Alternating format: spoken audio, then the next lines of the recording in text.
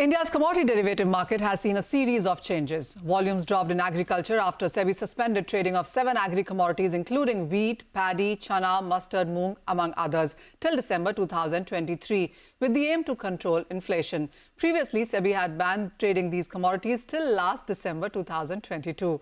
Hello and welcome to Commodity Champions. I'm Ashok Gautam, and to discuss the outlook for 2023 for the commodity derivative market, I am now joined by Mr. Arun Raste. He's Managing Director and CEO at National Commodities and Derivatives Exchange.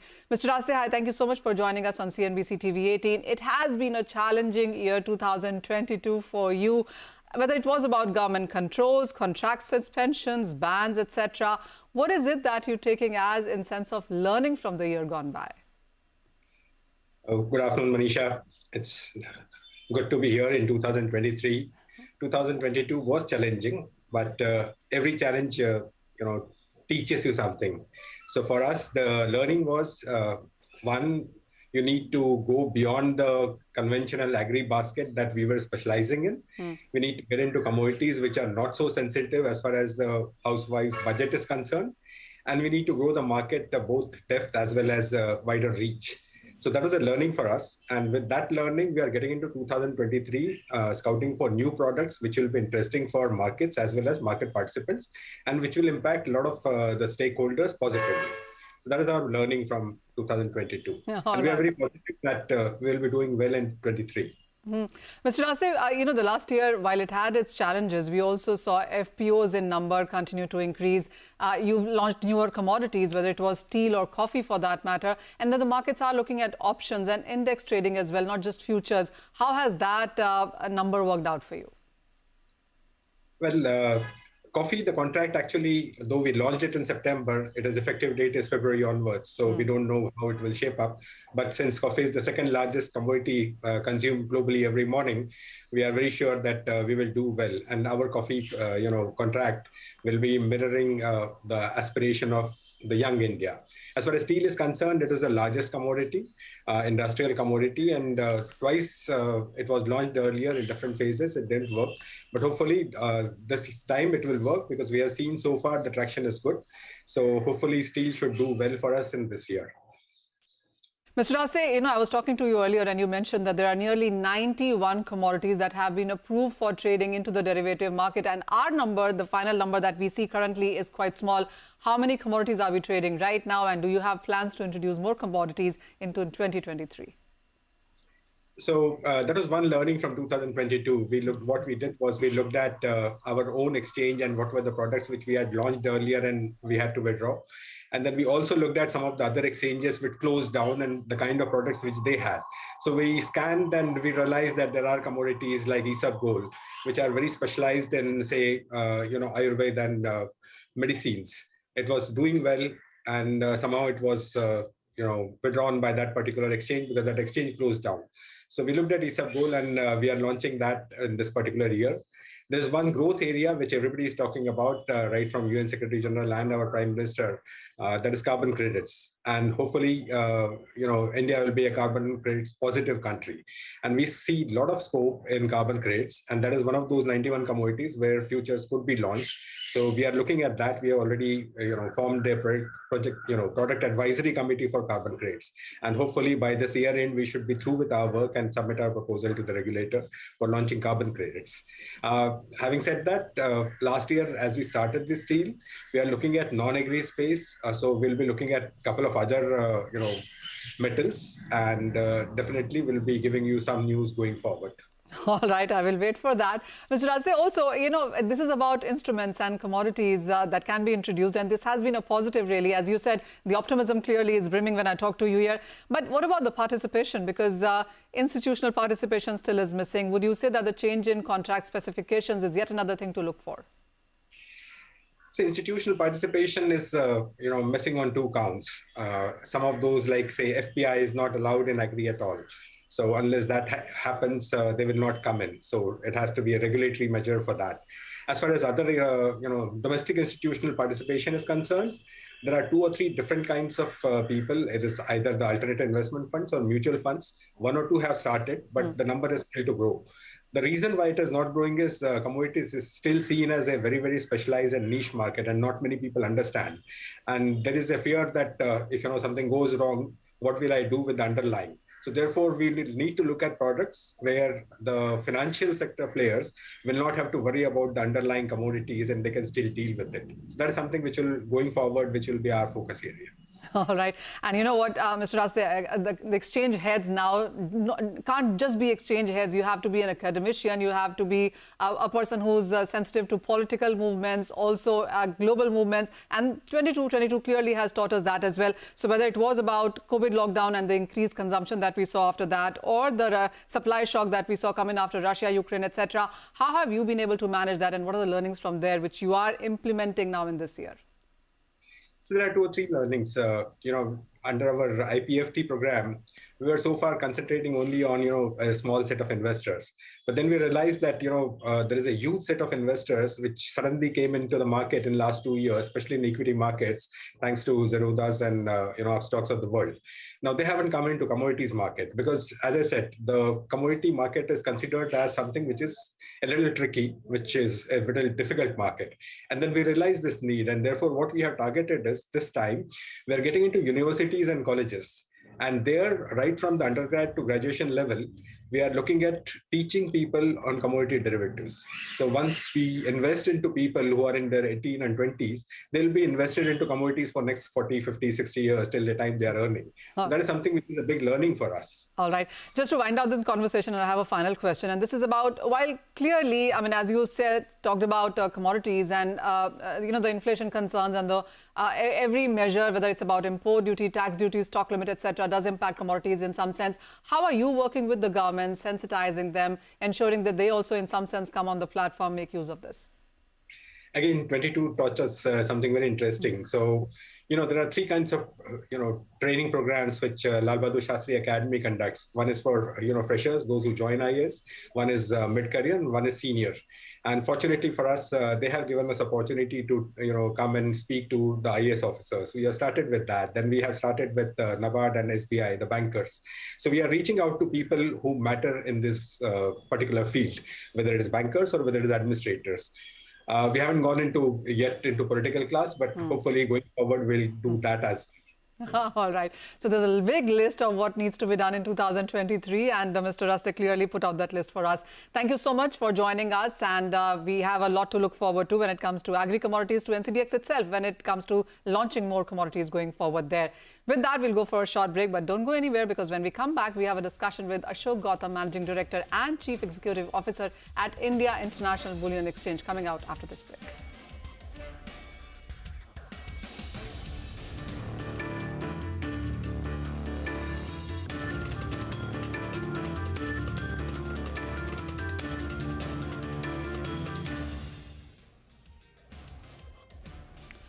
Welcome back to Commodity Champions. And India launched its first international bullion market in July last year, conceptualized to provide a gateway to import bullions into the country. IIBX will allow resident qualified jewelers to import bullion directly. IIBX has 75 qualified jewelers and 11 trading cum clearing members on its exchange currently. India's gold market is one of the largest in the world, and the third quarter of FY23 was the best for gold since June 2020. COMEX gold prices began this year as well, near a 6-month highs, and the MCX gold is trading at a 30-month highs. So how will the Indian International Bullion Exchange boost India's role in global markets? To discuss exactly that, I am now joined by Mr. Ashok Gautam, who's MD and CEO at IIBX. Mr. Gautam, hi, thank you so much for coming by. 2 quarters young, and the PM himself inaugurated IIBX. How's the pressure, or how's the josh after these 2 quarters? Before I start, let me wish a very happy new year to you and the audience. I think the josh is always very high, and 29 July is a day which we can never forget, when Prime Minister of the country came to gift IFSC to launch IIBX. And I think he also set out a roadmap for us, and that India at some point has to emerge, not some point, quickly has to emerge as a price influencer and price setter going forward in various commodities, and gold, obviously, that was a exchange which was being launched. And we are now working to meet that high aspiration which has been set for all of us. And I'm so thankful that we have a regulator in IFSCA which is so progressive.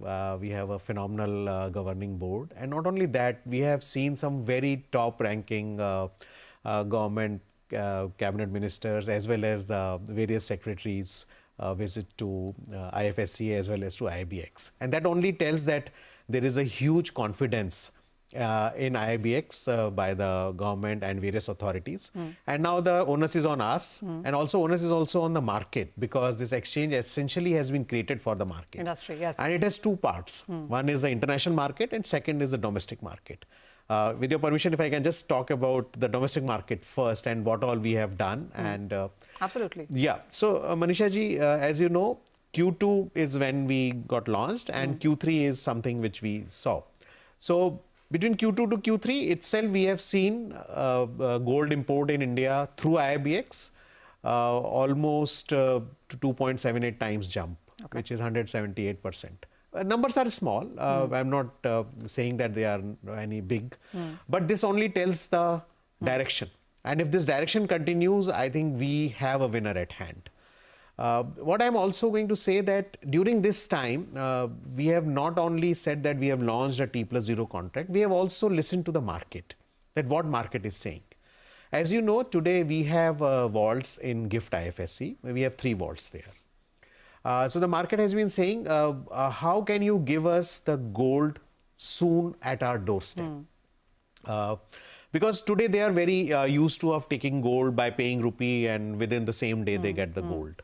So we have taken various steps to it, and if through your channel I want to tell everyone, second important date for IIBX in this small journey which we have is the 11th October, when we demonstrated to the global exchange market, and we conveyed this in our Dubai conference and the LBMA where we attended, that day the gold came, the dollars came, the trade happened, and 77 kilogram gold got shipped out of GIFT IFSC vaults within one day. Now we want to compress this cycle, and we also want to ensure that this gold gets delivered across India. Government of India has already permitted that in SCZs we can have IFSCA approved vaults on which the work is already on. This will take some time, 3 to 6 months, but the direction is very clear, and we are very well working with the regulator, authorities and the vault operators. And second thing is I'm very excited to share with everyone what we are working on. T+0, and when I say that I want to move from T+0 to T+30, everybody gets shocked. What I'm talking about? You know, what I'm talking about is that we want to settle the T+0 trades within 30 minutes of the trade happening. And this will be a every 30-minute cycle. We have already tested it. We are in discussion with our depository. And once we are ready, we will go back to the regulator, bring our case to them, and I'm sure they will also approve it. Very aspirational, I would say, from 1 day to 30 minutes. I mean, you clearly are making records there. But I also want to talk about a recent circular that came, and that was about hedging gold as well into IFSC via IIBX. What does that mean? How are you working on that? Manisha ji, this is something which is a game changer. As you know, long time back, the entities in India were allowed to hedge outside. Then it was decided only on the exchanges in India, in INR, the gold price can be hedged. Now, Reserve Bank of India has permitted that all resident entities, except individuals who have exposure to the gold price risk, they can do the hedge at the IFSC exchanges. That is, so with this Reserve Bank of India circular already coming in, and we are already in discussion with our regulator. We have been directed, and we are having our board meeting soon, where we'll be taking the contours of the product, which is the gold futures. And maybe next time when I speak to you, we would have already told you that yes, our gold futures product is ready, and we can offer the hedging mechanism in terms of dollar for gold price risk through IIBX. And this is something which is very amazing. So step by step, you see how it has happened. Qualified jewelers enabled by DGFT, IFSCA issued various circulars, IIBX came into being, And then second step, Reserve Bank of India permitted dollar flow. Advance dollar can be sent to trade on IIBX. Direct imports. Then Indian banks, they were permitted to become professional clearing members on IIBX, and now we have this. So there is a direction in which we all are working, and I am sure that IIBX, which is for Indian bullion market, will certainly meet its expectations. All right. Let's talk about the future here as well. And as the new year opens, I'm sure you have a long list here as well. As you were telling us earlier, whether it's about metal loans or export markets as well. And then, of course, the SCZ to SCZ transfer that you talked about, the work is already in progress. Thanks, Manisha, for bringing that up. So we are working on two very distinct pieces. One is because in the T+0 itself, this is trying to replicate or replace the consignment model which is already there. So we discussed with the regulator and everybody, and including the Ministry of Commerce, that we would also like to provide gold to the exporters of jewelry through IIBX. So the SCZ to SCZ transfer is an easy thing to do. So qualified jewelers who are in SCZ can take the gold through us, and so obviously for that SOP is the working. SOP work is on. That will happen. Okay. Second is those who are having advance authorization, for which we have already represented to our regulator, and they are talking to the relevant authorities. Okay. And later, something which I want to tell, and I'm very excited to share this information, that IceGate work is on. So GIFT SCZ will get integrated with the IceGate. Now, once IceGate gets implemented, then the qualified jewelers who are in DTA area, they want to take gold, duty-free gold by paying bank guarantee or bond or whatever custom stipulate, they will be able to take it through IIBX. Market opens up for them, and a transparent market on which we believe they will get a very good pricing through our exchange. It becomes available for exporters, and we will become a great fillip to push the export of gold jewelry from India. So while lots is being done, I'm assuming there's a bit of a heartache somewhere, because when you look at the gold prices in India, they were trading at a discount. Did you, heading IIBX, feel that pinch? Absolutely, Manisha ji.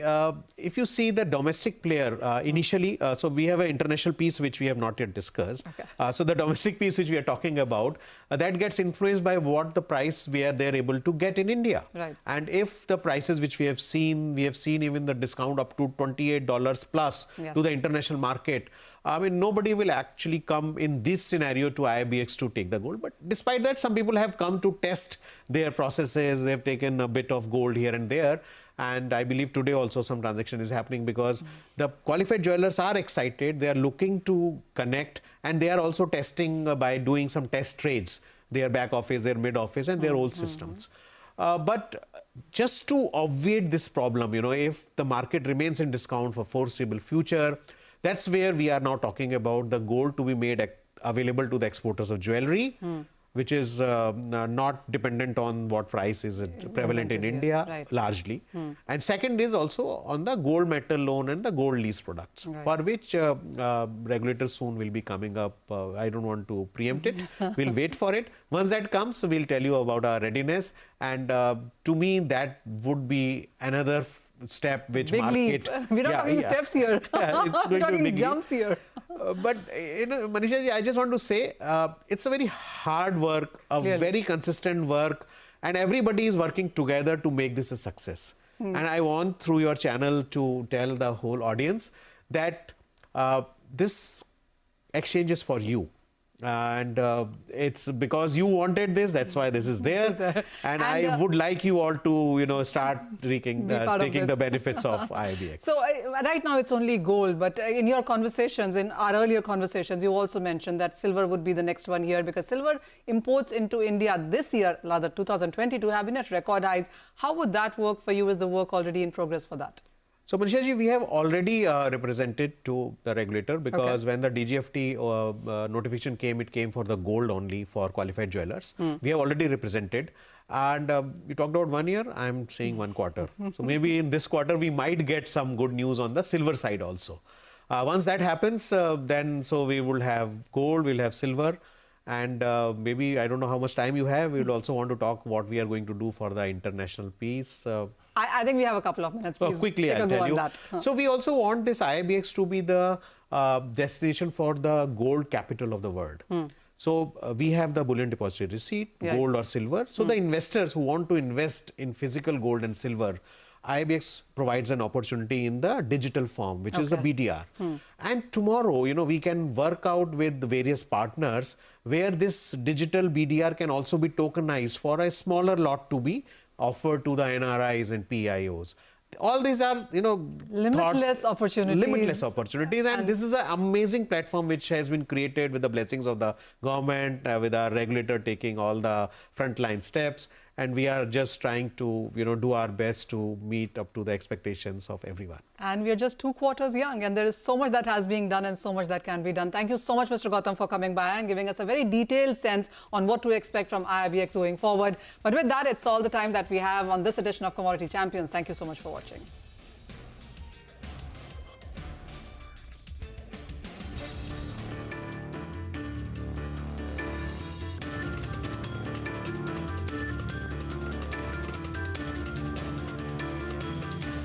इतनी सी salary में घर की EMI कैसे भरूंगी?